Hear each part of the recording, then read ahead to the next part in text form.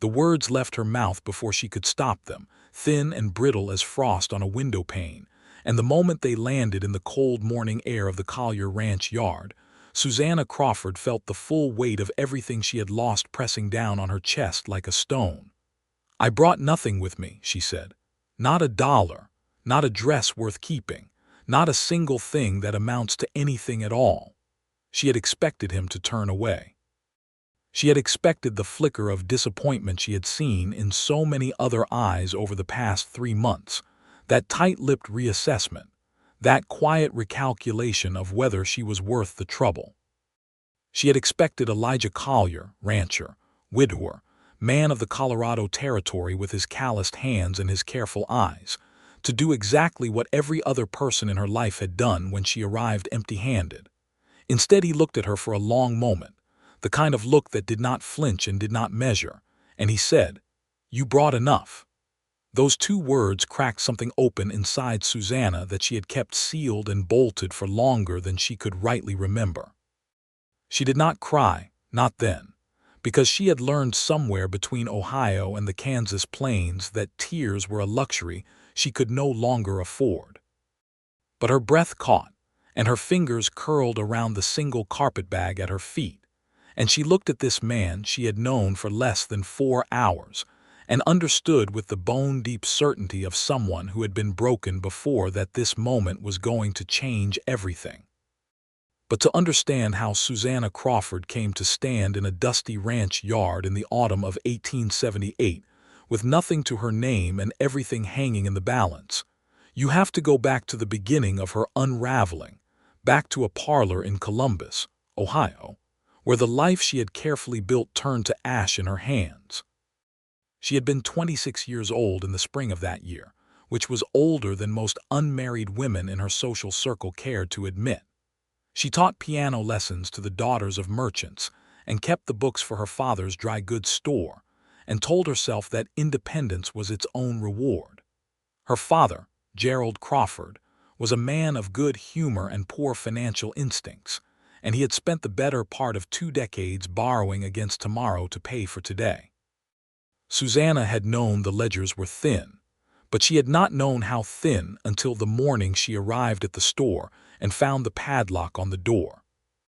The bankruptcy had come swiftly and without mercy, as bankruptcies in 1878 tended to do.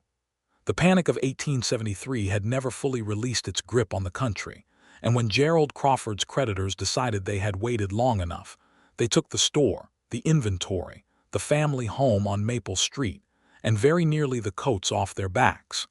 Gerald had taken ill during the ordeal, a sickness that settled in his lungs and refused to leave, and by summer he was gone.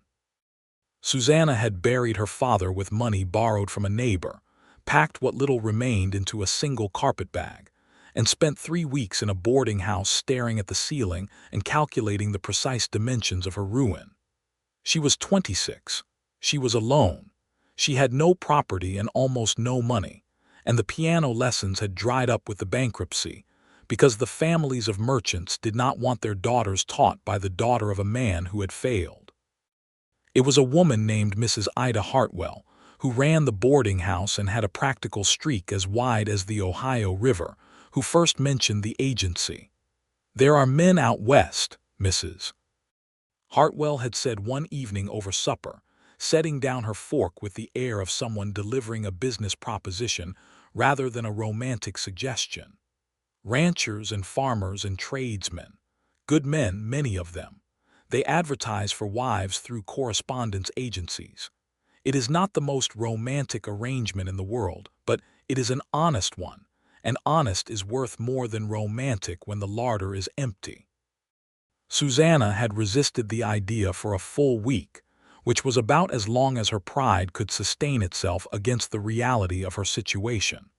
Then she had written a letter to the Western Correspondence and Settlement Agency in St. Louis, described herself honestly, and waited.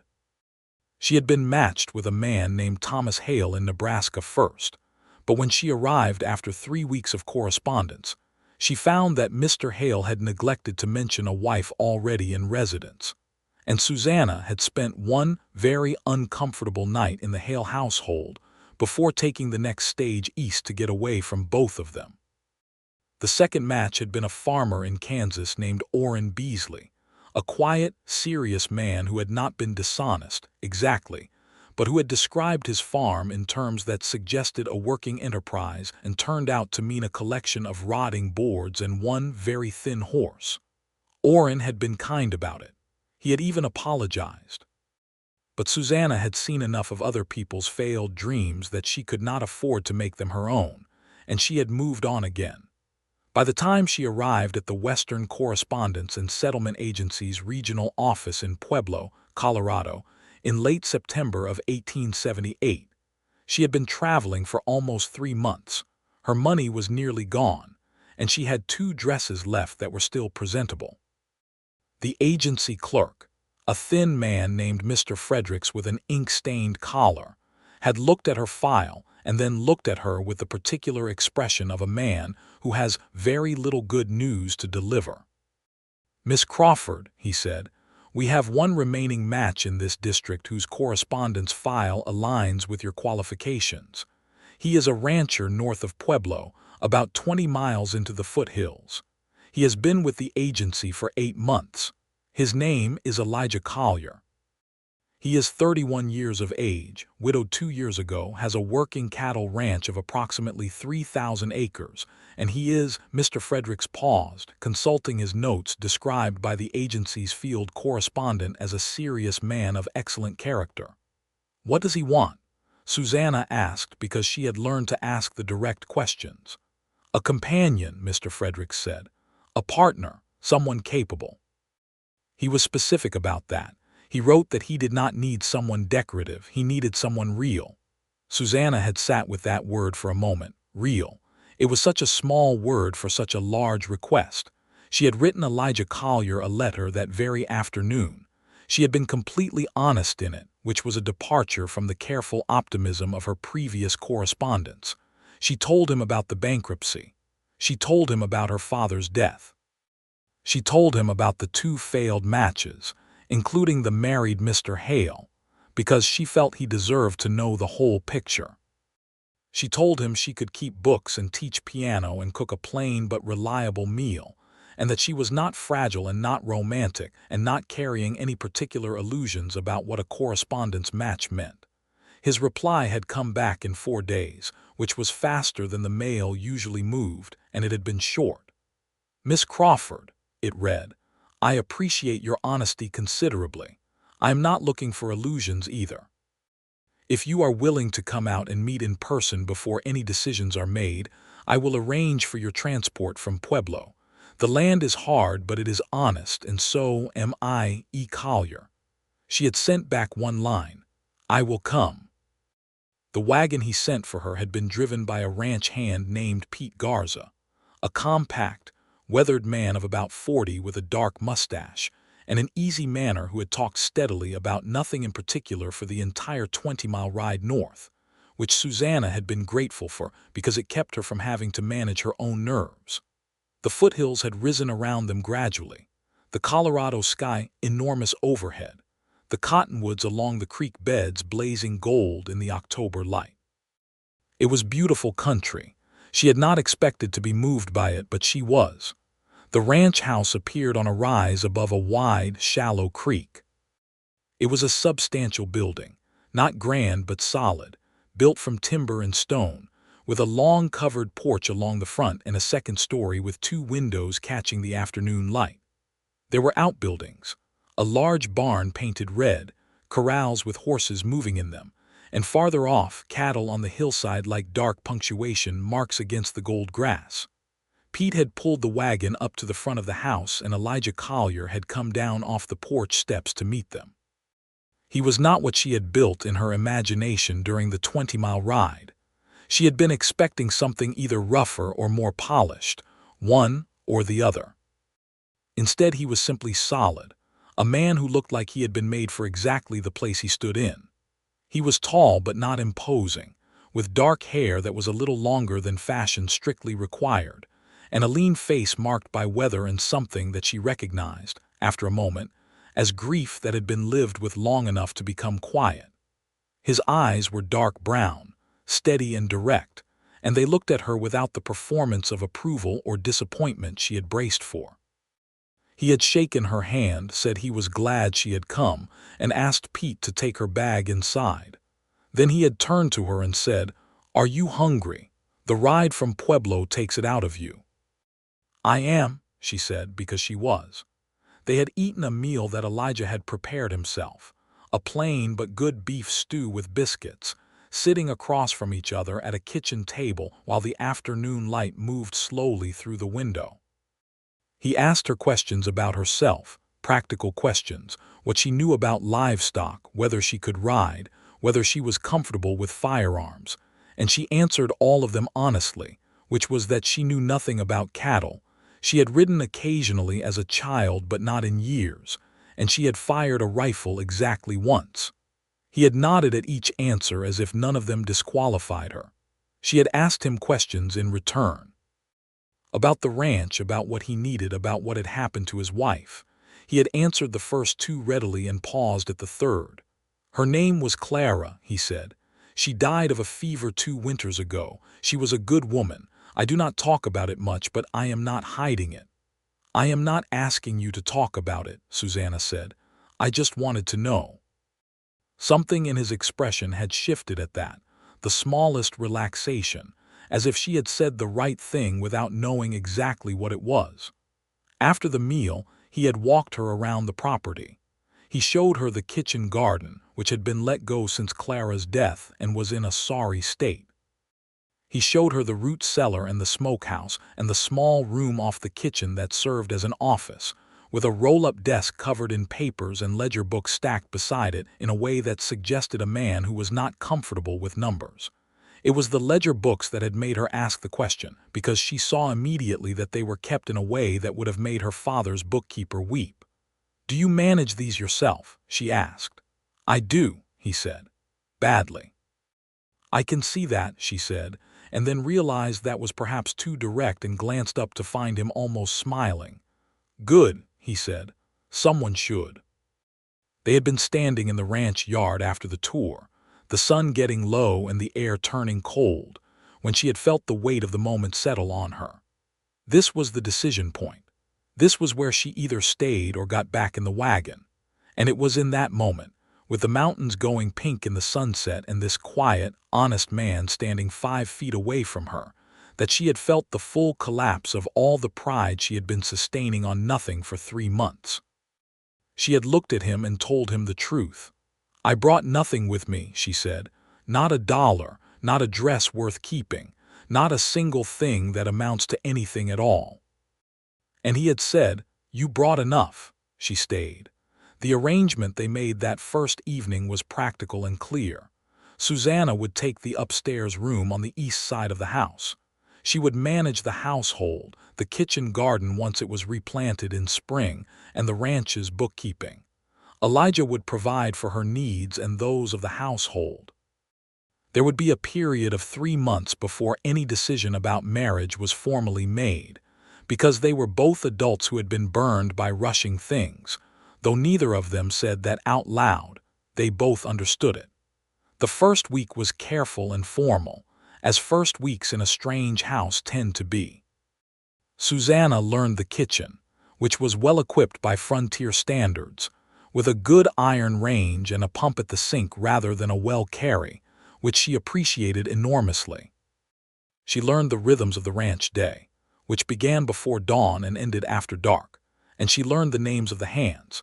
Pete Garza, who drove wagons and handled horses. A young man named Cal Drummond who was 19 and eager and always breaking something. And a taciturn Scotsman named Angus MacPhee who had been on the ranch for 6 years, and regarded Susanna with neither hostility nor warmth, but simply with the careful neutrality of a man waiting to see whether something was going to work. She attacked the ledger books on the 3rd day, and what she found was not catastrophic, but it was not comfortable either. The ranch was viable, genuinely viable, with good cattle numbers and decent land, but the record-keeping had allowed several small losses to go unnoticed, and a supplier in Pueblo had been overcharging on grain for at least 2 years without anyone catching it. She made her notes carefully, checked her arithmetic 3 times, and then at supper that evening laid her findings on the table in front of Elijah without preamble. He had looked at the numbers for a long time without speaking. "The grain supplier," he finally said. "Mr. Hollies," she said. "He has been billing you for 23 cents a bushel above the market rate consistently. Over 2 years that amounts to roughly $47. Elijah looked up from the paper. There was something in his expression that was not quite anger, more like the rueful recognition of a man who has been taken advantage of and is now being shown the evidence by someone who expected better from him than to let it happen. "I will be riding into Pueblo next week," he said. "I know," she said. "I thought you might want the figures." "I do," he said. "Thank you, Susanna." It was the first time he had used her given name rather than Miss Crawford, and she noticed it, and he noticed that she noticed it, and neither of them mentioned it. But after that it was simply Susanna and Elijah, and the formality dropped out of their daily exchanges the way snow drops off a branch when the sun hits it. The dark past that she had carried with her began to make itself known in small ways, as dark pasts always do. She had nightmares sometimes, not dramatic ones, just the low-grade misery kind, where she was back in the Columbus boarding house staring at the ceiling and calculating how many days she had left before she could not pay the rent. She woke from those early, before the ranch stirred, and rather than lie in the dark she would come downstairs and sit at the kitchen table with a cup of coffee she made herself and watch the sky go from black to purple to gray outside the window. Elijah found her there on the 5th morning, because he rose early and came in from the barn where he had already been for an hour. He did not make a fuss of it. He simply poured himself a cup of coffee from the pot she had made and sat down across from her. And for a while, they just sat there in the comfortable silence of two people who are used to being alone and are not quite ready to give that up entirely. "You do not sleep well," he said eventually, not accusingly, just observing. "Not always," she said. "I am sorry if I disturbed you." "You did not," he said. "I was already up." Another silence. "I dreamed about the bankruptcy," she said, which was more than she had intended to say, but the pre-dawn kitchen had a quality to it that loosened things. "About the morning I found the store locked. I keep expecting the feeling of it to dull, and it doesn't." He looked at his coffee cup. "The feeling of the floor dropping out from under you," he said. "Yes," she said, surprised. "Exactly that." "It dulls," he said. "Eventually, it just takes longer than you think it should." She knew he was talking about Clara, and he knew she knew, and neither of them said so. But it was another of those moments where something shifted quietly between them, like a window letting in a different quality of light. By the end of the 2nd week, the formality was largely gone, and something more interesting had taken its place, which was the particular friction of two strong-willed people learning to share a space. Elijah had opinions about how the kitchen garden should be laid out for spring, and so did Susanna, and they differed. He thought the vegetables should be planted in straight rows by practical yield. She thought the layout should account for companion planting, because her mother had kept a garden, and she knew from experience that onions and carrots grown near each other fared better than either grown alone.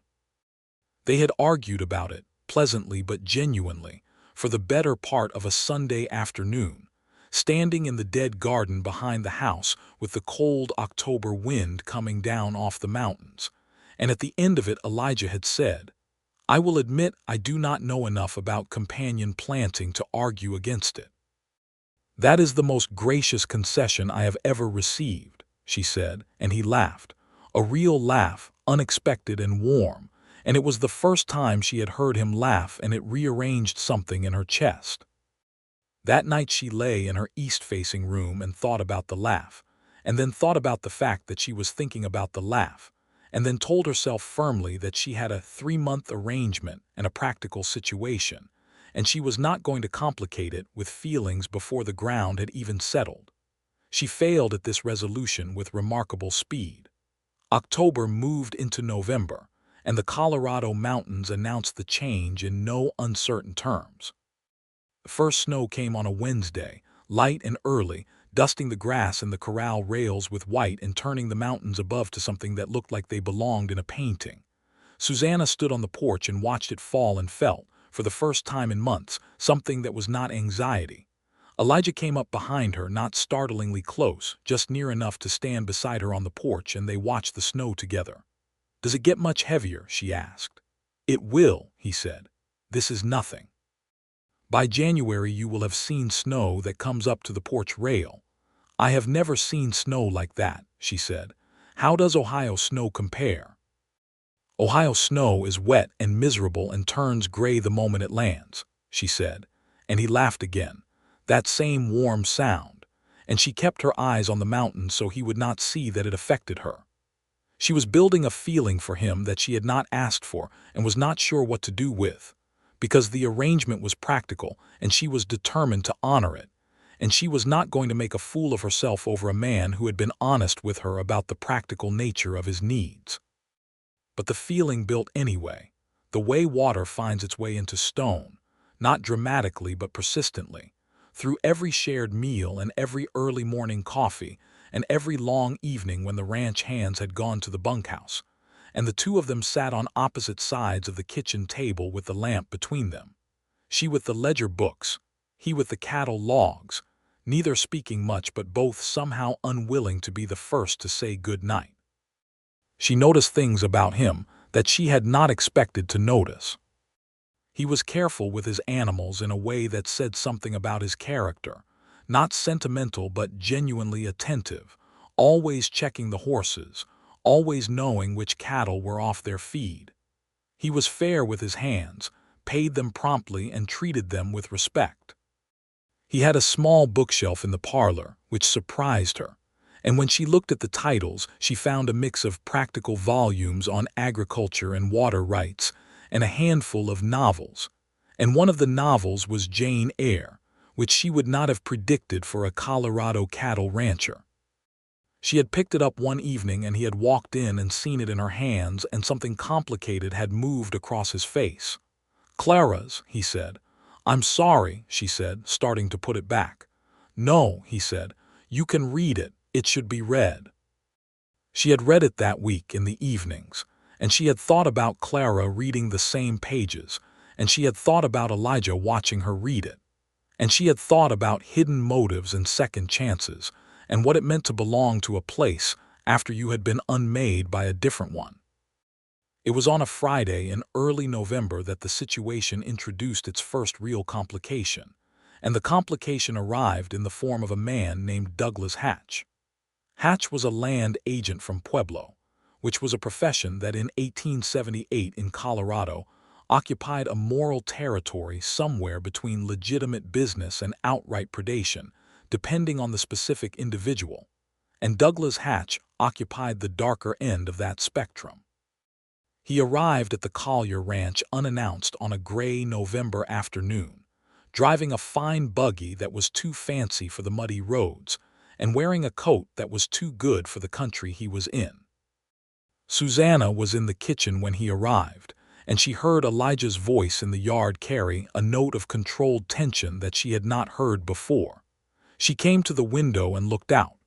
Hatch was a heavy-set man in his mid-40s, with a salesman's smile and the eyes of someone running a calculation behind it.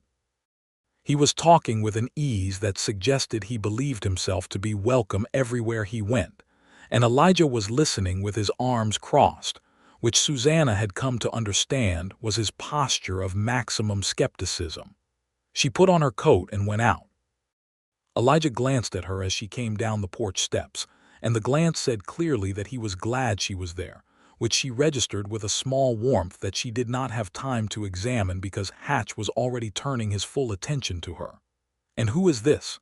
Hatch said with the particular tone of a man who uses charm as a professional tool. "Miss Crawford," Elijah said. "She manages the ranch accounts." Something flickered in Hatch's eyes at that recalculation, reassessment. "How convenient," he said. "Perhaps she should hear this as well."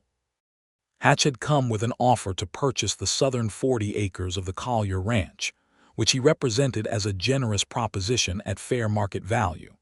He laid out his case with the fluency of practice, But Susanna, who had grown up watching her father be talked into bad decisions by confident men, heard the hidden motive in the structure of his argument before he was halfway through it.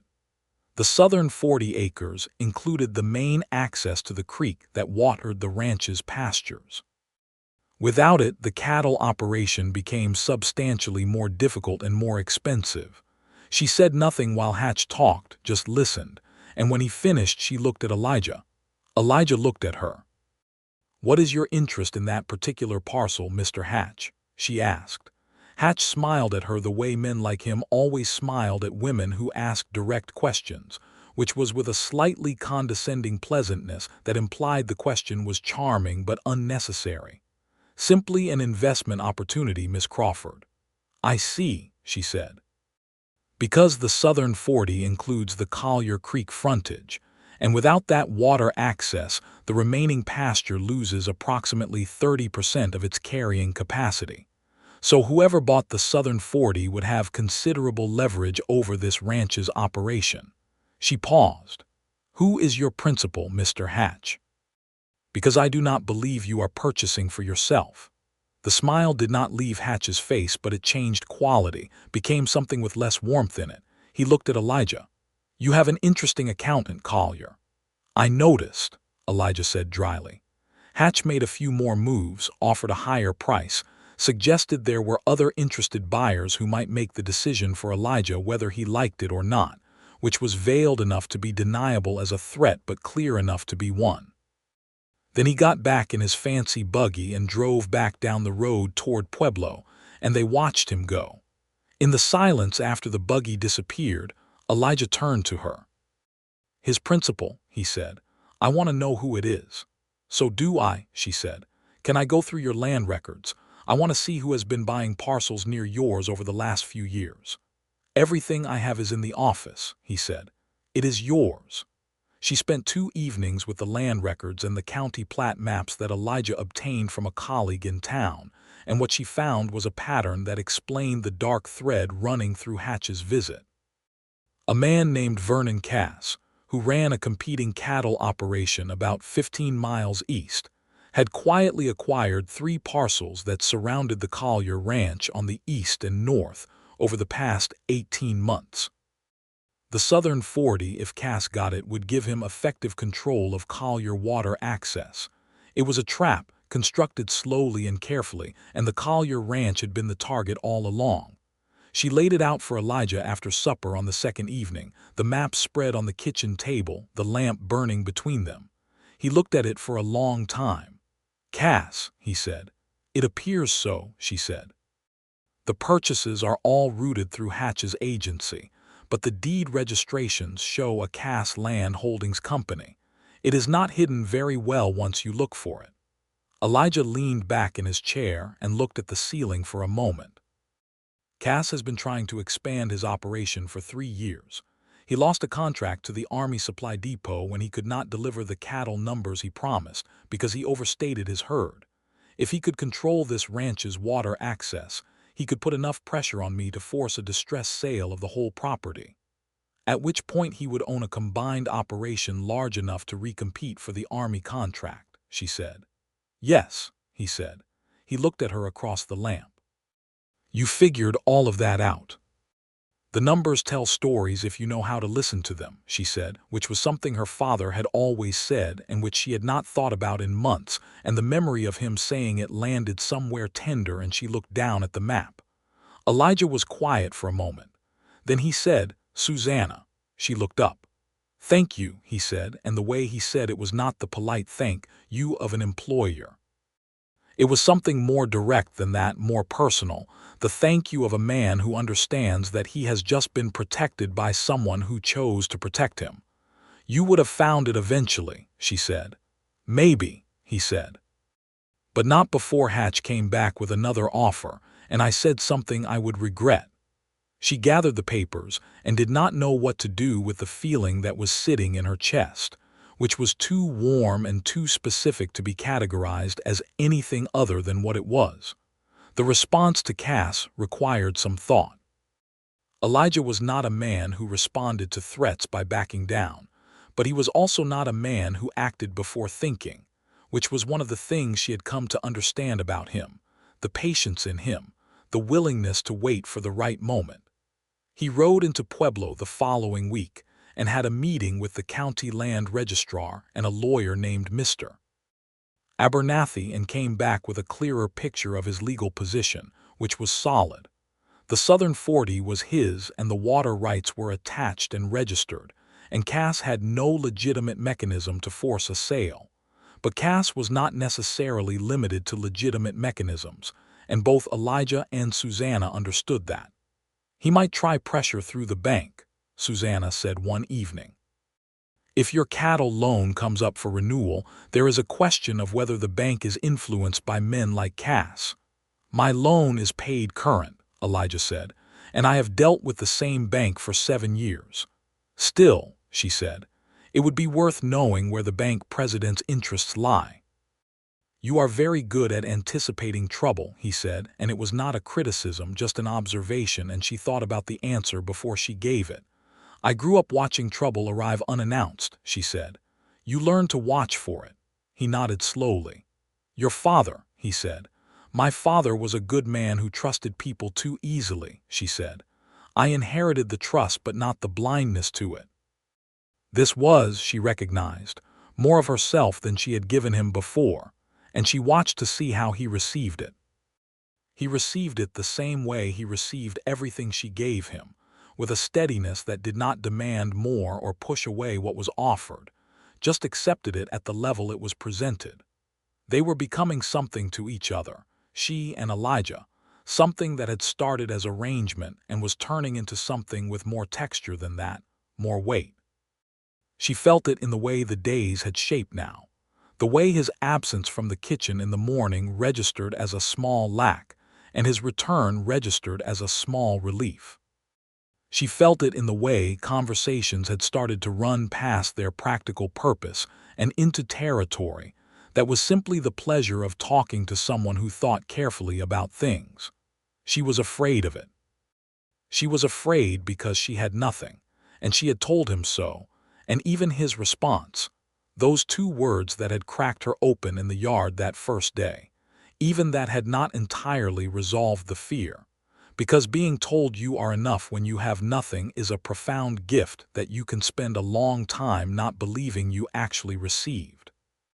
The crisis with Cass came to its first head in early December, and it came not through the predicted mechanism of banking pressure, but through something more direct and more alarming. Pete Garza came in from the south pasture one morning with the news that the fence line on the Southern 40 had been cut in 3 places overnight, and approximately 60 head of Collier cattle had wandered through and were now mixed in with a herd belonging to Cass on the other side of the territorial road.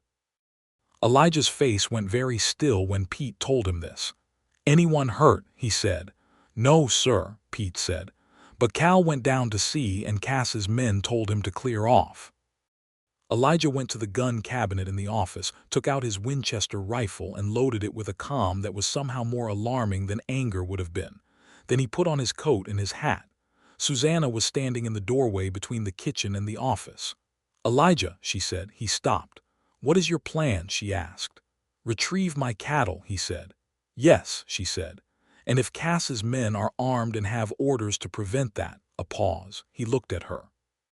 I am not going to let him steal from me, he said, and there was something in his voice that was not quite anger but was related to it, a hard resolution. I know, she said.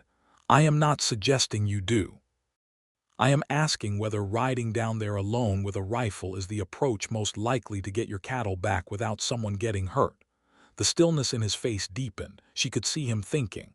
The county sheriff, she said. Do you know him? Tom Briggs, he said. I know him. Then ride to Briggs first, she said. Document the fence cuts, have him witness the cattle mix. Put Cass in a position where any move he makes is against the law and on record. He stood there for another moment, the rifle in his hand, the hard resolve doing battle with the more strategic approach she was offering. Then he uncocked the rifle and set it against the desk. Pete, he said, ride to town and fetch Sheriff Briggs. Tell him I need him on the Southern 40. Pete went. Elijah sat down in the office chair and put his hands on his knees and looked at nothing for a moment. "Thank you," she said again, but this time it was not for numbers. He looked up at her. "You have a very inconvenient habit of being right," he said. "I know," she said, and this time she was almost smiling, and so was he. Sheriff Tom Briggs was a blunt, fair-minded man who had no particular affection for Vernon Cass, and he came out to the Southern 40 that afternoon and documented the fence cuts and the cattle situation with a thoroughness that gave Cass's men very little room to maneuver. The cattle were returned. Cass did not appear in person. The fence was repaired with Briggs present as witness. A formal complaint was filed at the county courthouse in Pueblo before the week was out, and a copy was sent to Cass's lawyer. After that, the pressure from that direction went quiet. Whether Cass was genuinely deterred or simply repositioning, neither Elijah nor Susanna could know, but the immediate threat had been managed, and managed without blood or legal catastrophe. The evening after the fence repair, Elijah came in from the cold to find Susanna had made a proper dinner instead of the usual plain supper. Nothing elaborate because the larder was what it was, but she had made a venison roast with the deer Pete had brought in last week, and biscuits that were better than her usual ones because she had finally found where Elijah kept the extra baking powder, and a dried apple pie that had required more effort than she would admit. He came in and stopped in the kitchen doorway and looked at the table which she had set properly, with the good plates she had found at the back of the cabinet and the lamp turned up. "What is this?" he said. "Dinner," she said. He looked at her. "It seemed like a day that deserved one," she said. He took off his coat and his hat and washed his hands at the pump and sat down, and they ate together. And Cal and Pete and Angus had their supper in the bunkhouse because they always did. And the house was quiet around them, and the dinner was good, and neither of them talked about Cass or fences or anything strategic for the entire meal. He told her about the first time he had seen the ranch, when he had ridden out from Pueblo to look at it with an agent in 1873. He had been 26, just bought out of a cattle driving outfit he had been working for since he was 18, saved every dollar he could, and when he saw the land and the creek and the way the mountains sat behind it all, he had known with a certainty he could not explain that this was where he was supposed to be. "That kind of certainty frightens me," she said. "I have never felt it about a place." "What have you felt it about?" he asked, and then seemed to hear the question from the outside and looked slightly startled by it. She considered it honestly. "Piano," she said. "When I was young, before the lessons became work and not joy, I felt certain about piano, that it was mine and I was its, that there was something between me and music that did not need explaining." "What happened to that?" he asked. "Teaching other people's children to play scales for money happened to it," she said. "The music became a transaction. I kept trying to find the feeling under it, but it kept getting covered over." He was quiet for a moment, looking at his plate. "There is a piano," he said. She blinked. "In the parlor," he said. "Under the canvas. Clara played. I covered it after she died." He looked up. "You can play it if you want to. You should play it." She had not touched a piano in 4 months.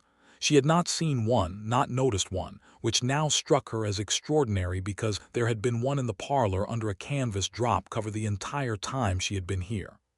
"Are you certain?" she said. "Yes," he said, and his voice was simple and direct and meant exactly what it said. She did not go to the piano that night. She waited 2 more days, which she spent thinking about what it would mean and about Clara and about the drop cover. And then on a Sunday afternoon when the ranch was quiet and Elijah was out checking the south pasture fence repairs with Pete, she went to the parlor and took the canvas off. The piano was a small upright, a Steinway parlor piano probably 20 years old, in better condition than she would have expected given the altitude and the dry winters. She sat down on the bench and put her hands on the keys and sat there without playing for a full minute. Then she played. She played nothing deliberate, just let her hands find what they wanted, and what they found was something slow and aching that she did not have a name for, something that had been sitting in the dark under 4 months of road dust and practical calculation and not feeling things. She played for perhaps half an hour, and at the end of it she had tears on her face that she had not noticed falling. She became aware of Elijah standing in the parlor doorway. She did not know how long he had been there. She wiped her face with the back of her hand, which was not elegant, and turned on the bench to look at him. He was not trying to pretend he had not heard. His face was open in a way she had not seen before, some interior restraint set aside, and he looked at her with an expression that had too many things in it to catalog quickly. "I am sorry," she said, for the tears. "I am not usually. Do not apologize," he said. "Please." A pause. That was, he started and stopped. "It was for Clara," she said, because she had felt that while she was playing, not entirely but partly, and she wanted him to know it. Something broke open in his expression and then composed itself again. "Yes," he said. "It was, thank you." They stood there looking at each other across the parlor, and the thing that had been building between them for 6 weeks pressed up against the surface of the moment, and neither of them moved. And the moment passed, and they both let it pass because neither of them was ready for what came next. She replaced the canvas over the piano, and they went back to their respective corners of the evening, she to the ledger books and he to the cattle logs. And the lamp burned between them, and neither of them said good night until late. December deepened, and the snow came down heavier as Elijah had promised, and the ranch pulled inward against the cold. And Susanna found herself more than ever glad of the solid construction of the house and the good iron range, and the company of a man who was steady in the way good structures are steady, not by being rigid, but by having a deep and reliable foundation. The 3-month mark was approaching.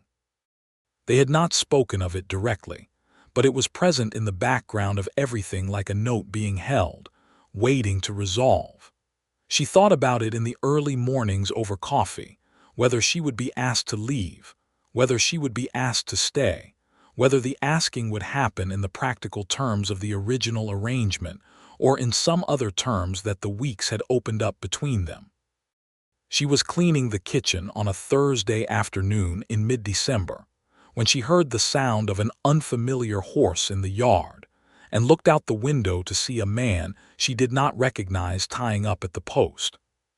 He was roughly dressed, with a beard that needed attention and the particular combination of purpose and recklessness in his bearing that Susanna had learned to read from her years in close contact with troubled men in bad situations. She went to the front door and opened it before he reached the porch. He stopped on the steps. He looked at her with the measuring assessment of someone who did not expect to find a woman here. "I am looking for Collier," he said. "He is out on the property," she said. "I can send for him. What is your business?" "That is between me and Collier," the man said, and there was something in his tone that was not quite threatening but not quite polite, operating in the territory between them. "Then you can wait," she said. "In the yard."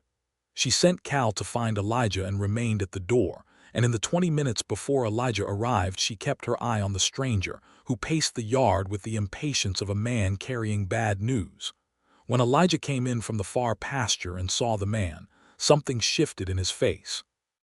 He knew him, that was apparent immediately. "Tom Hale," Elijah said. Susanna felt the name land with a particular significance.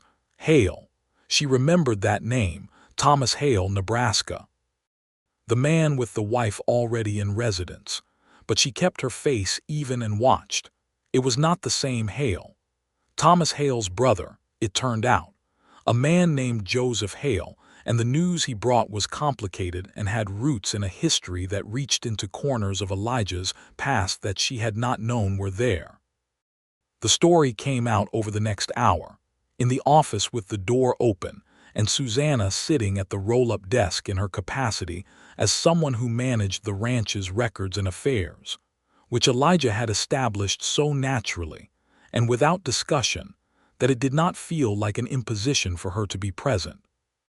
Joseph Hale had ridden from Nebraska because Vernon Cass had been in contact with his brother Thomas, and the nature of that contact was coercive. Cass was holding a debt note against Thomas Hale's farm, purchased from a Pueblo bank 3 months ago, and he was using it as leverage to get Hale to testify falsely in a land dispute regarding the Collier ranch's water rights. The testimony Cass wanted was a fabricated claim that Elijah Collier had agreed to sell the southern water rights to a third party 5 years ago, and then reneged, which would entangle the entire question of the Collier water registration in protracted legal dispute. It was a trap constructed with enough complexity to suggest that Cass had been planning this for considerably longer than Susanna had suspected. Joseph Hale had ridden to warn Elijah not because he had any particular love for him, but because he did not have the stomach for what his brother was being pressured to do, and because if Cass could do this to the Hales, he could do it to anyone else who owed him money. Elijah listened to all of it with the stillness that Susanna now recognized as his manner of processing serious things, not withdrawing, but going very quiet and very present at the same time. When Hale finished, Elijah thanked him for coming, offered him a meal and a night in the bunkhouse before his return ride, and Hale accepted. When they were alone in the office, Elijah looked at Susanna. "This has more branches than I thought," he said. "Yes," she said, "but it is also more brittle than it was before because now we have a witness." He looked at her. "Joseph Hale," she said. "He rode here voluntarily. His account of what Cass is doing is testimony. If it is taken down formally by a lawyer before Cass can arrange to discredit him, it becomes a significant problem for Cass's strategy." Elijah was quiet for a moment. "You think about these things the way a chess player thinks about a board," he said. "Is that a complaint?" she asked. "No," he said. "It is the opposite of a complaint." He paused. "It is remarkable, actually." She looked at the desk and arranged the papers she had been holding unnecessarily.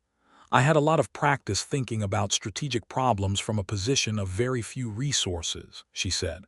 "When you have nothing to work with, you learn to think carefully about the sequence of things."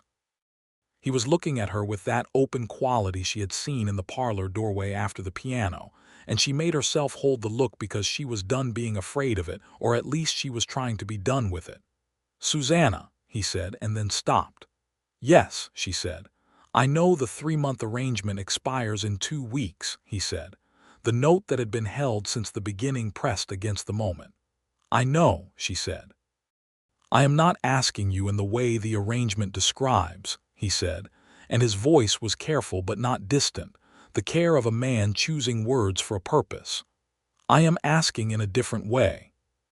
I am asking because," he paused, looked at the desk, looked back at her, "because the house makes more sense with you in it than it did before. Because I have not looked forward to supper in 2 years until I started looking forward to it with you.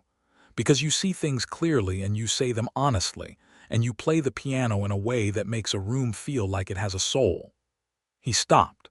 He was not a man who made speeches, and this was, she suspected, the longest one he had delivered in years.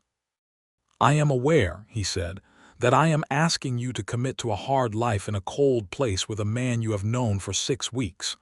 7 weeks, she said quietly. 7 weeks, he conceded.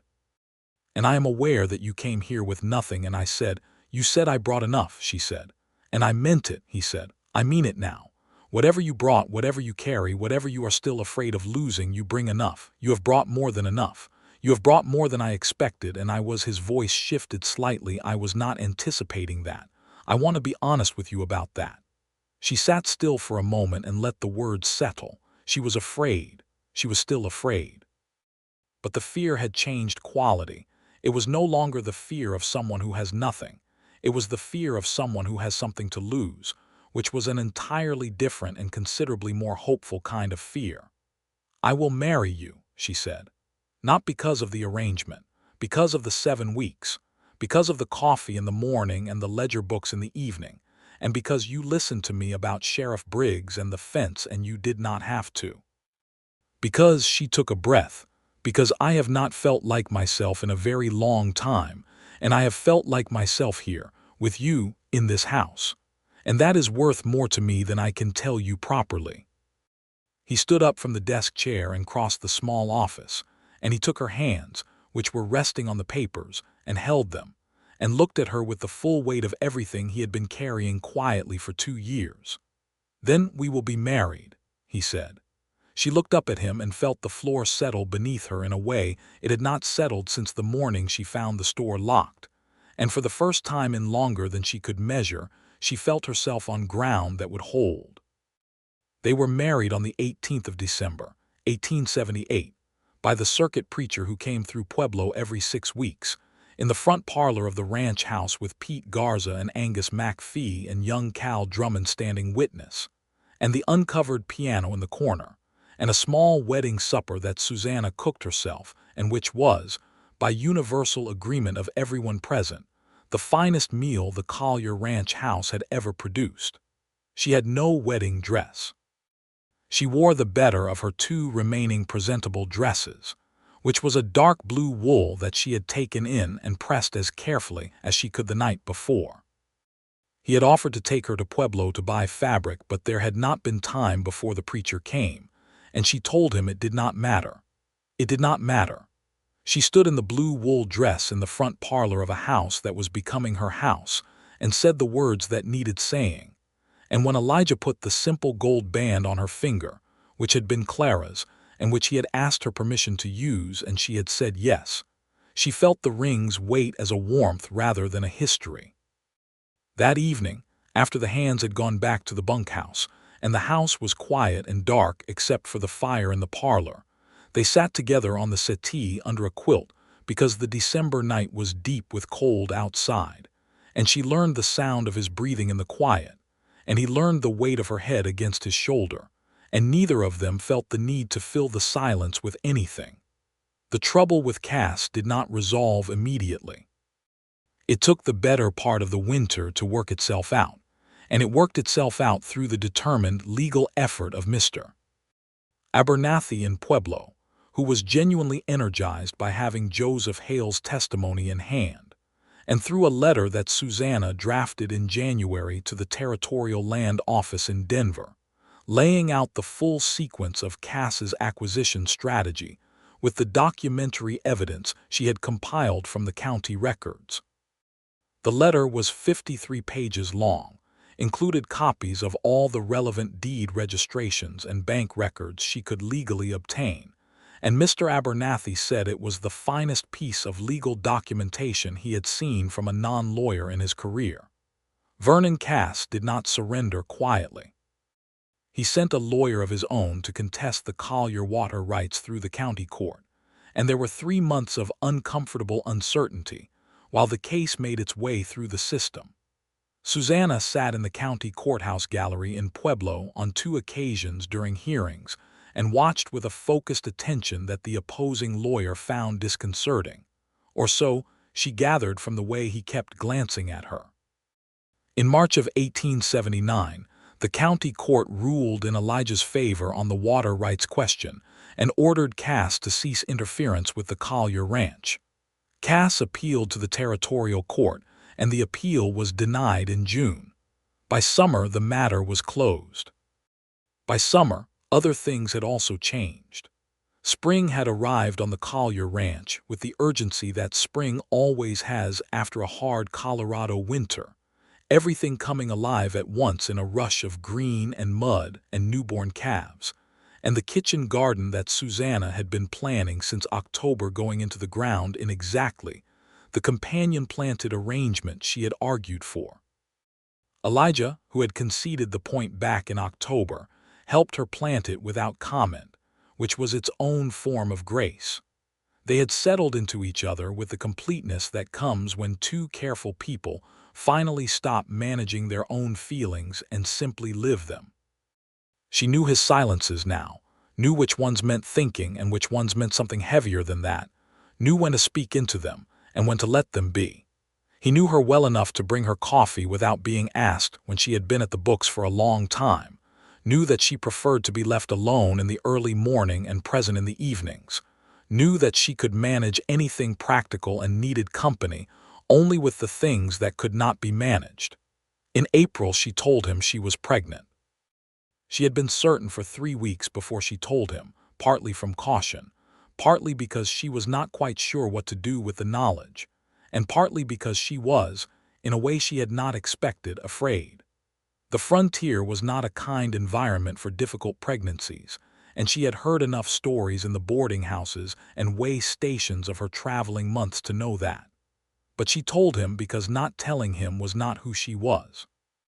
He had looked at her across the kitchen table, very still, and then something had moved through him that she had not seen before, something large and quiet and deeply felt, and he had come around the table and held her without saying anything, just held her, and she felt the trembling in him that he was not going to let become tears, but that was near enough to them to know what it was. "Are you frightened?" he asked into her hair. "Yes," she said honestly. "Some." "So am I," he said, which was more than she had expected him to say and was exactly what she needed. "Clara," she said carefully because it needed to be said. "Did she know?" he said. "It was not that. It was the fever." He paused. "But I know what you are asking, and the answer is that we are going to take every precaution that exists to be taken. There is a doctor in Pueblo," she said. "We will see him next week," he said immediately. The doctor in Pueblo was a competent man named Dr. Sawyer who had delivered approximately 200 babies in his career and regarded the process with a calm professionalism that Susanna found enormously reassuring. He declared her healthy, gave her a list of practical instructions that she followed with characteristic exactitude, and told Elijah that if anything unusual happened, he was to ride to town immediately regardless of the hour. Elijah built a second bedroom onto the east side of the house that summer, which took him and Pete and Cal 2 months of evenings and weekends when the cattle work allowed for it, and which resulted in a room that was perfectly square and smelled pleasantly of fresh timber. He also, without mentioning it beforehand, wrote to a supplier in Denver and had delivered a proper cradle in the style of one his own mother had kept, with a curved bottom and carved side panels, and when it arrived by freighter and was brought into the new room, Susanna stood looking at it for a long time with a feeling she did not have words for. "It is beautiful," she finally said. "I hope so," he said. He was standing in the doorway, watching her with his hands in his pockets, and she turned and looked at him in the afternoon light coming through the new room's single window, and thought that she had traveled 3,000 miles on failed hope and empty hands, and that all of it, the bankruptcy and her father's death and the 2 failed matches and the road dust of 3 months, all of it had been the particular kind of destruction that clears a space for something real to grow. "Elijah," she said. "Yes." "I need to tell you something." He came into the room. "When I said I brought nothing," she said, "that first day, I meant it entirely. I was not being modest. I had nothing and I was ashamed of it and I was terrified that you would see it and turn away." "I know," he said. "And you said I brought enough," she said. "You did," he said. "You brought yourself. That is considerably more than enough." She crossed the room and put her arms around him, which she did not do often with the particular vulnerability of it, letting herself be held rather than holding, and he held her in the new room with the cradle in the corner and the Colorado mountains visible through the window, and the world felt, for the first time in a very long time, like a place she belonged to. The baby was born on the 23rd of November, 1879, a Monday, just over a year after Susanna had first stood in the ranch yard with her single carpetbag and said she had nothing. The birth was attended by Dr. Sawyer, who had ridden out from Pueblo as promised, and by Pete Garza's wife Maria, who had come from town to help, and whose presence turned out to be the single most practically useful thing in the room. The baby was a boy. Elijah came in after and looked at the child in Susanna's arms, and his face did the thing it had been doing more often since the spring, that opening inward, that settling of grief and happiness and present-tense astonishment all at once. "He looks like you," Susanna said, which was true. He had Elijah's dark hair and his direct, considering expression already even an hour old. "He looks like himself," Elijah said, which was exactly the right answer. They named him Henry Gerald Collier. Henry because Elijah had a grandfather by that name who he remembered as a good and steady man. Gerald because it was her father's name and she wanted it to go forward somewhere into the world. The first year of Henry's life was the fullest year Susanna had ever lived. Full not in the frantic sense, but in the way a good day is full, dense with experience and meaning, with the particular texture of a life that is being genuinely lived. She managed the ranch accounts, which were now in excellent condition, organized to a system she had developed herself that allowed for immediate visibility into the ranch's financial position. She replanted the kitchen garden in spring and expanded it, adding a section for medicinal herbs that Maria Garza had told her about, and the garden produced that summer in abundance. The ranch itself was growing.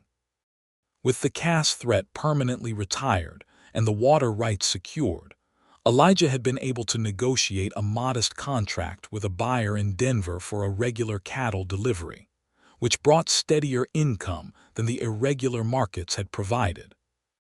He hired a fourth hand, a young man named James Whitaker who had just come out from Illinois and was raw but willing, and Susanna spent 3 evenings teaching him basic accounting so he could take over the supply ordering under her supervision. She discovered in this year something she had not expected, which was that she was happy.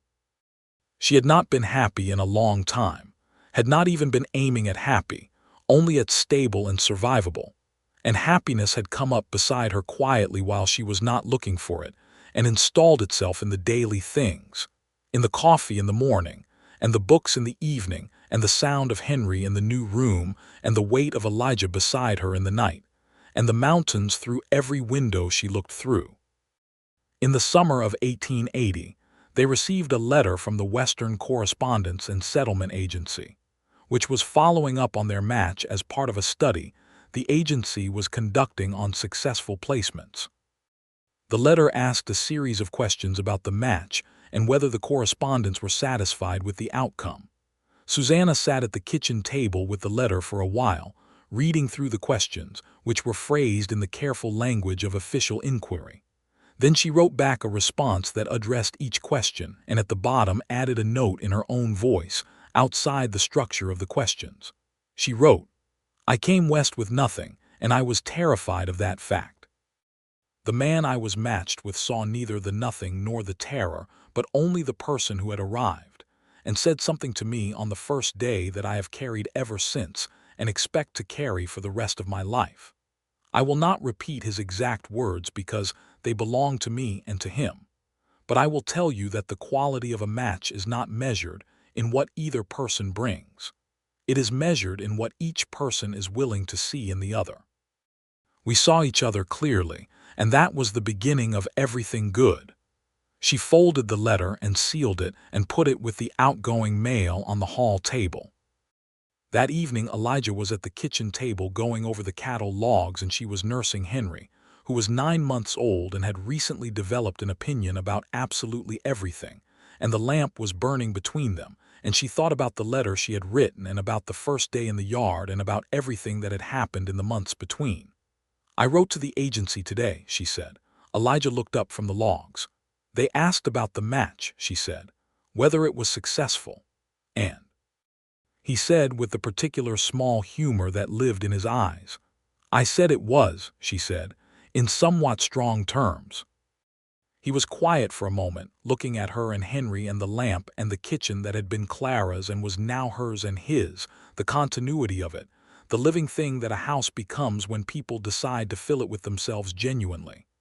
"Somewhat strong terms," he said. "You know me," she said. "I do," he said, and there was such fullness in those 2 words that she felt them in her chest. He looked at Henry, who was regarding his father with the same dark, considering expression that Elijah wore when he was thinking about something seriously. "He is going to be opinionated too, I think," Elijah said. "He already is," she said. "He spent 20 minutes this morning expressing a strong opinion about the biscuits." "Understandable," Elijah said. "Your biscuits are worth having opinions about." She laughed, a full sound, not the careful laugh she had arrived with but the easy one that had come to her gradually through the months of belonging somewhere. Henry startled at the sound and then looked up at her with an expression that was very clearly one of affronted dignity, which made her laugh harder. And then Elijah was laughing too, and the kitchen was full of it. The sound of laughter in a house that had been quiet for a long time, the particular sound of happiness that does not announce itself but simply is. Henry Gerald Collier took his first steps on a cold February morning in 1881, right across the kitchen floor in a determined, slightly sideways charge toward the dog that Pete Garza had given them at Christmas, a fat orange cattle dog named Biscuit, and everyone on the ranch had an opinion about the name, which was how you knew it was the right one. The spring of 1881 brought a new difficulty that was different in character from everything before it. A railroad survey crew appeared on the northern boundary of the ranch in April, and after some inquiry, Elijah learned that the Denver and Rio Grande Western Railroad was planning a route through the region that might cross a corner of Collier land, and that the terms of the crossing were to be negotiated with the landowners. It was a genuine opportunity as much as a complication. A railroad crossing meant access to shipping that would transform the economics of the cattle operation, but the terms mattered enormously, and the railroad's negotiators were experienced professionals who had dealt with far larger ranchers than Elijah Collier. Susanna prepared for the negotiation with the same systematic thoroughness she had brought to everything, researching the railroad's published rate schedules and the terms of their agreements with other Colorado ranchers through contacts she had developed through Mr. Abernathy's office. She drafted a position paper that established the value of the Collier land to the railroad's preferred route and identified the concessions that would make the crossing genuinely beneficial rather than merely tolerable. When the railroad's representative, a trim, clever man from Denver named Mr. Charles Pemberton, arrived for the negotiation meeting, he found himself sitting across from both Collier and Susanna, and the position paper in his hands, and he spent the first 10 minutes rearranging his assumptions. The negotiation took 3 sessions over 2 weeks and resulted in terms that Mr. Abernathy, reviewing the final agreement, said were among the best he had seen any independent rancher negotiate with the Denver and Rio Grande. Pemberton, leaving after the final session, had stopped at the door of the ranch house and looked at Susanna with a mixture of professional respect and something like rueful amusement. "Mrs. Collier," he said, "you should have been a railroad lawyer." "I considered several careers," she said pleasantly. "This one suits me better." After he left, Elijah picked her up, which he did not often do because it was not a gesture that fit their usual vocabulary, but it was exactly the right one for the moment.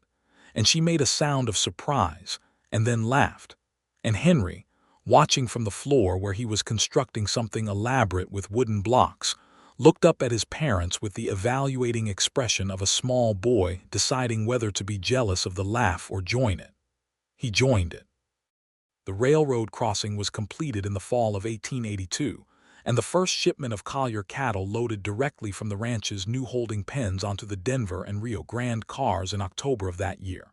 Elijah stood at the fence line and watched the cars move off toward the north, and Susanna stood beside him with Henry on her hip, Henry being 2 years old and enormously interested in the train. "Train," Henry said with great authority. "Yes," Elijah said. "Big train," Henry said. "The biggest one you have seen so far," Elijah agreed. Henry thought about this. "More trains, regularly," Elijah said, "on a schedule." Henry appeared satisfied with this answer, and returned to studying the horizon, where the train had disappeared with the expression of a man who has received a business guarantee. Susanna was watching Elijah watch the horizon, and she was thinking about the September evening in 1878 when she had stood in this yard and told him she had nothing, and about the cradle in the new room and the kitchen garden and the ledger books and the piano uncovered in the parlor, and about all the things that had been built from nothing, which was to say from enough. "What are you thinking about?" he asked, not looking away from the horizon. "The first day," she said. He turned to look at her. "I think about it sometimes," she said, "how close it was, how easily it could have gone differently." Not that easily, he said. You could have seen the nothing, she said. I saw you, he said, simply and completely. The nothing was not the thing I was looking at. Henry leaned over from her hip toward Elijah with arms out in the universal gesture of a child who wants to be transferred. And Elijah took him, and Henry settled against his father's shoulder and pointed at the empty horizon where the train had been, still dedicated to the matter of trains. The winter of 1882 was the hardest the Colorado foothills had seen in 10 years. The snow came early and stayed late, and the cold was the kind that gets inside a house, despite the best efforts of iron ranges and chinked walls. The cattle required constant attention, and the ranch hands worked in rotation through the worst of it, Elijah often going out himself in the deep nights when a storm came in, and the cattle needed moving to the lower pastures. Susanna kept the house, kept the accounts, kept Henry occupied through the long white days with books and blocks, and the piano lessons she had begun giving him, which were not formal lessons yet, just the pleasure of letting small hands find sounds on the keys, the way she had first learned to love it herself. He had a genuine ear, she thought, though she tried not to be prejudiced about it because she had been a piano teacher long enough to know that the ear developed on its own schedule. She found, in the long winter, that she was content in a way that she had not understood as a state she was capable of reaching. Not that there was no difficulty. The cold was real and the cattle work was relentless, and the isolation of a ranch in deep winter pressed sometimes on the edges of things. But content was not the same as easy. It was more durable than easy. It was the solid floor beneath everything, the thing that held when the hard days came, which they did, as they always do. In February of 1883, she realized she was pregnant again. She told Elijah in the same way she had told him the first time, at the kitchen table directly, and his response was the same in its essential character, the stillness and then the holding, and this time she was less frightened, not because the risks were less, but because she knew the ground under her feet now and trusted it. This time the pregnancy was harder. She was tired in a way that was different from the first time, deeply tired, in a way that the ranch accounts did not wait for and the household did not accommodate. She managed it, because managing things was what she did, but Elijah saw it and responded without being asked, quietly redistributing the household work in ways that gave her rest without making her feel managed, which was the particular grace of a man who had learned the specific shape of her pride and knew how to work around it. The baby arrived in October of 1883, earlier than expected by 3 weeks, and the early arrival caused a hard 12 hours that Dr. Sawyer navigated with the steadiness of someone who had seen difficulty before. The baby was small but determined, which Elijah said afterward was not a surprise given her parentage. She, a daughter. Dark hair like her brother's, like her father's, and her mother's gray eyes looking up at the world, with the particular considering expression that already identified her as belonging to both of them. They named her Clara Rose Collier. Clara for the woman who had been here before, who had played the piano and read Jane Eyre, and loved this land and this man, and whose presence in the history of the house was not a ghost but a foundation, something built on that had allowed something else to be built on top of it. Rose because it was Susanna's mother's name, and she wanted that to go forward too. Elijah held Clara Rose on the second day and sat with her by the window where the October light came in gold and long, and Susanna watched from the bed where she was resting on Dr. Sawyer's orders, and she felt the fullness of it press against the inside of her chest until there was no room for anything that was not this. Henry, who was 3.5 and had been staying with Pete and Maria Garza during the birth, was brought home the next morning and introduced to his sister. He regarded her for a long time with the gravity of someone conducting a serious assessment. "She is small," he finally said. "She is new," Elijah said. "You were small too once." Henry appeared to consider the philosophical implications of this. Then he said, "Will she play piano?" "Probably," Susanna said from the bed. Henry nodded, satisfied, as if this answered all the relevant questions. The years that followed were the years of building. Not the anxious building of someone trying to create security from nothing, but the steady building of people who have security and are choosing to grow within it. The ranch expanded gradually, always within the bounds of what could be well managed, because Susanna's ledger books remained the governing logic of every decision, and she had a hard, practical line between ambition and overreach that had been formed in the laboratory of her father's failure and would never entirely leave her. The railroad contract grew. A second contract with a buyer in Kansas City was negotiated in 1885 with Susanna again at the table, and this time Pemberton, representing the railroad's interests in the shipping arrangement, had come prepared for her, which she found complimentary. The house grew too. The east wing was extended in the summer of 1884 to add a proper parlor separate from the working rooms of the house, and the piano moved into it, and Susanna played it regularly now. Not the aching exploratory playing of that first uncovering, but something that had found its way back to the feeling she had had as a girl, the joy in it, the sense of something that was hers, and that she was its. She taught both Henry and Clara Rose to play in time, and she taught Maria Garza's youngest daughter, and eventually 2 other children from the families that had settled in the valley below the ranch, because the joy of a thing is not diminished by sharing it, and she had learned that the difference between teaching for money out of desperation and teaching for love out of fullness was the difference between winter and spring. In 1886, Vernon Cass's operation went into receivership. His overextension had finally caught up with him, and the properties he had accumulated, as leverage fell into the hands of the Pueblo Bank, which sold them to several different buyers over the following year. Elijah learned of it from Mr. Abernathy, who sent a note, and he brought the note to Susanna in the office where she was doing the quarterly accounts. She read it and was quiet for a moment. "I do not feel the triumph I expected to feel," she said. "No," he said, "I did not either. He was trying to take what was yours," she said. "I hated him for that, but a man going under financially is just a man going under financially. I know what that looks like from the inside." Elijah sat on the edge of the desk and looked at her. "You never lost the compassion for it, even while you were fighting him." "I could not," she said. "It would have required losing the memory of my father, and I am not willing to do that." He took her hand, which was resting on the open ledger, and held it. "Gerald Crawford raised a remarkable woman," he said.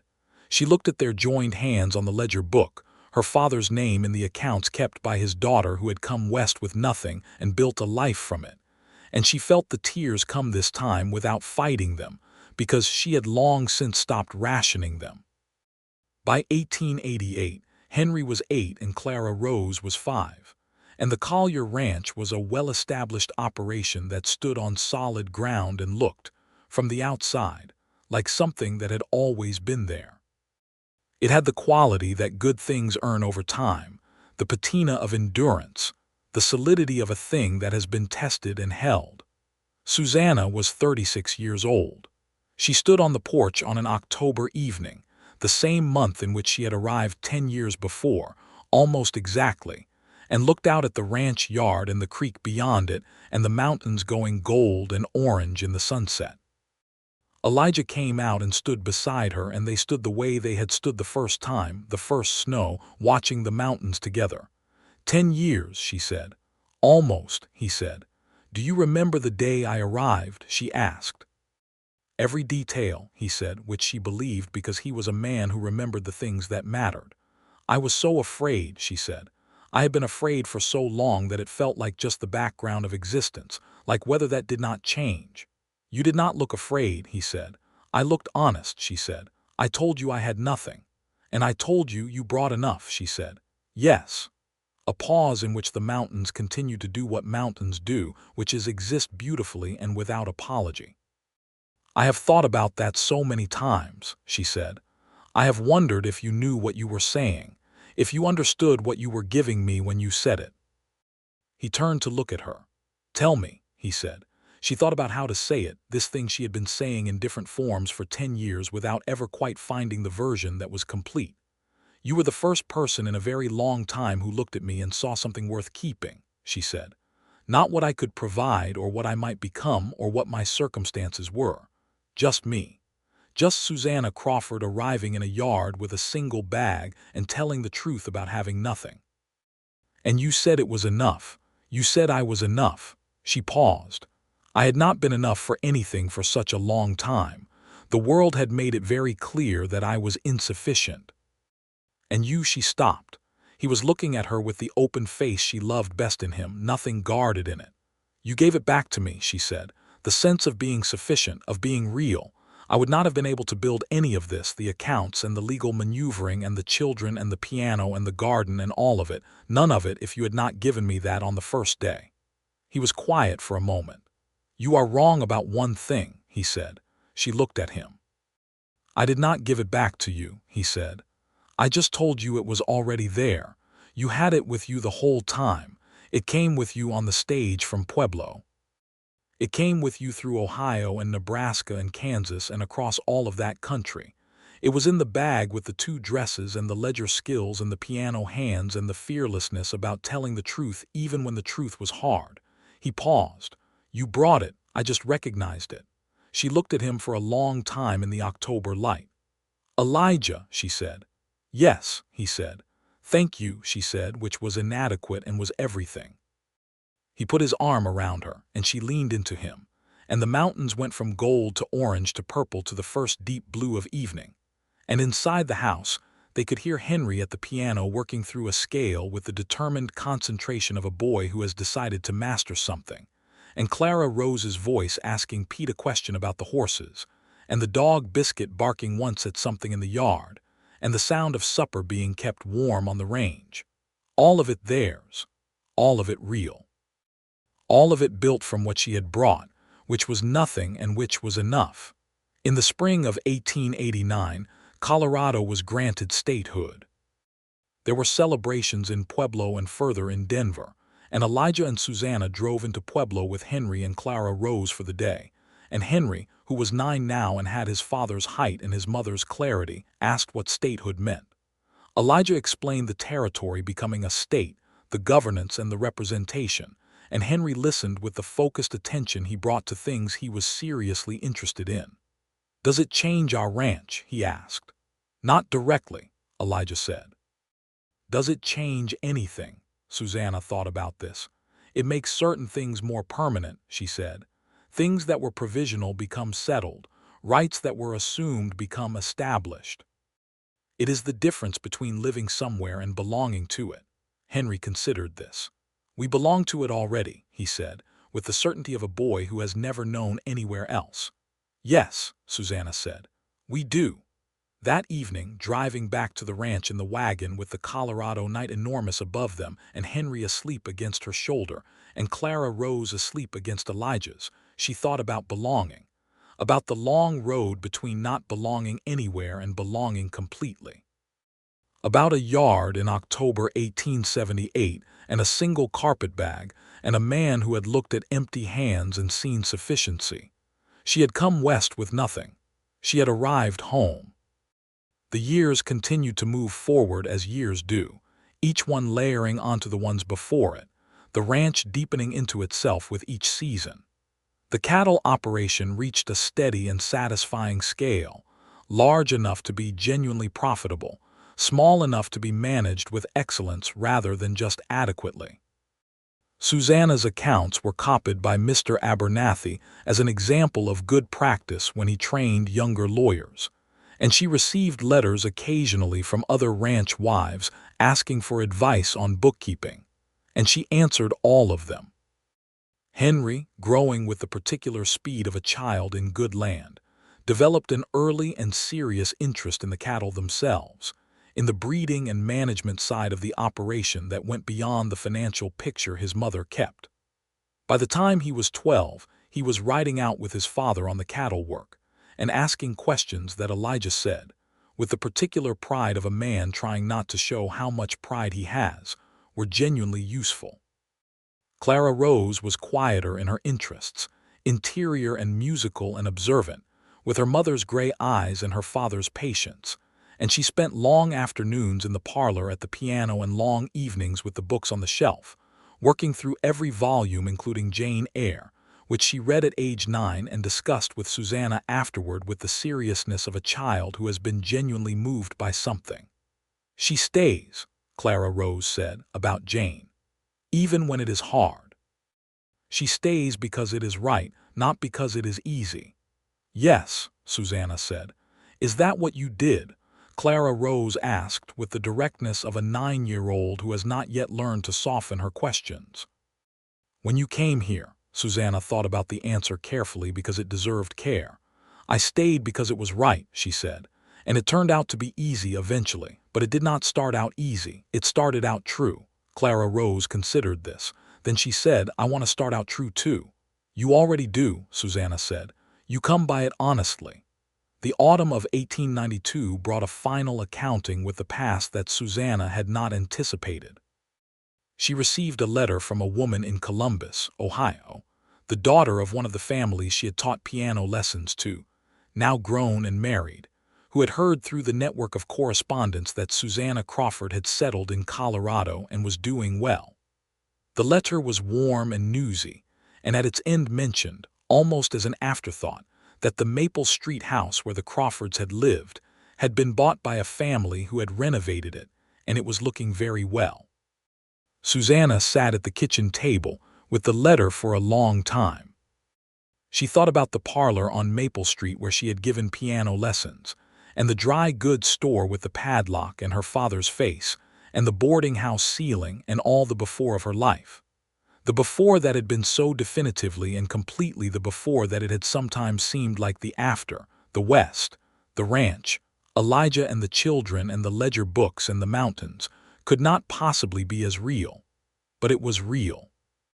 It was more real than anything the before had contained, because it was built from the true material of herself, rather than from the careful construction of someone trying to be sufficient for others. She wrote back to the Columbus woman, a long, warm letter, the first correspondence she had sent eastward in years, telling her about the ranch and the children and Colorado statehood and the railroad. And at the end of it she wrote that she hoped the Maple Street house was happy, because houses absorb the character of what happened in them, and she hoped the family in it was building something good. She sealed that letter too and put it on the hall table, and then went to find Elijah, who was in the barn with Henry going over the records on the breeding stock, and she stood in the barn doorway in the late afternoon light and watched the two of them bent over the papers, father and son, the same dark hair and the same careful posture, and she felt the full measure of everything she was standing in. Elijah looked up and saw her. "Everything all right," he said, because he could read her in her silences. "Everything is fine," she said. "Everything is very fine." He held her gaze for a moment with the look that was theirs, the one that had started in the parlor doorway after the piano and had been refined and deepened by 14 years of daily life and daily choice, and he said nothing, because he did not need to. Henry, not looking up from the breeding records, said, "Good, because I need Mother to look at these numbers." She laughed. Elijah smiled. Henry finally looked up with the expression of someone waiting for the room to return to the business at hand. She pushed off the doorframe and went to look at the numbers. She was home. She had been home for a long time. She had brought nothing with her when she came, and she had brought enough, and the enough had grown into this, into all of this, into a ranch and a family and a life that was full in every measure that mattered, and it had all begun with 2 words from a man who looked at empty hands and saw the truth of what was in them. You brought enough. She had. She always had. She just had not known it until he told her. And now she knew it the way she knew the mountains through every window, and the sound of the piano in the parlor, and the weight of Henry on his horse and Clara Rose at her books, and Elijah beside her in the morning over coffee, steady and real and hers. She knew it the way she knew the ground under the ranch, which had been there before she arrived and would be there after, patient and deep and entirely capable of holding everything she chose to build upon it. The story of Susanna Crawford did not end with the arriving. It did not end with the marrying or the fighting or the settling of accounts with men who wanted to take what was not theirs. It ended, as all good stories end, in the ordinary, extraordinary continuance of a life fully lived. In the kitchen on a Tuesday morning in October of 1892, exactly 14 years from the day she had first arrived, Susanna Collier, formerly Crawford, made coffee at the stove and watched the mountains through the window go from gray to gold as the sun came up over the eastern ridge, and listened to the sounds of the house waking around her, the creak of the floorboards under Elijah's step, the sound of Henry's voice in the yard calling something to Pete, the small sound of Clara Rose beginning something on the piano in the parlor, a few notes finding each other in the early morning, and Biscuit the second, the offspring of the original Biscuit, scratching at the back door. She opened the door for the dog and poured 2 cups of coffee and set one at Elijah's place and stood at the window with her own and let the morning do what mornings do, which is arrive. She had arrived. She was here. She was enough. She had always been enough.